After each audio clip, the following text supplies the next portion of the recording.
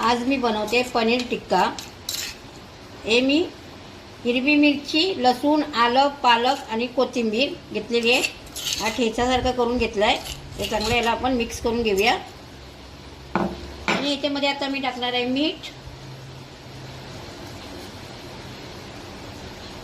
हळद, मॅगी मसाला आणि धना जिरा पावडर आणि थोडंसं लाल तिखट आणि गरम मसाला। हे सगळं मिक्स करून घेते आणि जराशी अद्रक लसूण पेस्ट। तर हे सगळं मिक्स करून घेते। बघा हे सगळं मसाला मी लावून घेतलेला आहे आणि आता आपण इथे तवा गरम करत ठेवलेला आहे।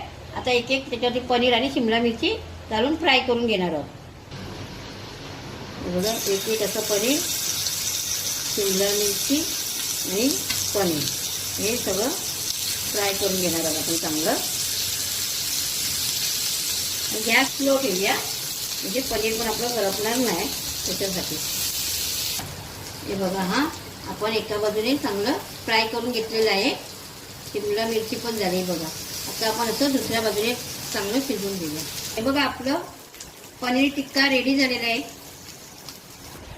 हे झाली आहे म्हणजे रेसिपी रेडी, पनीर टिक्का ठेचावाली।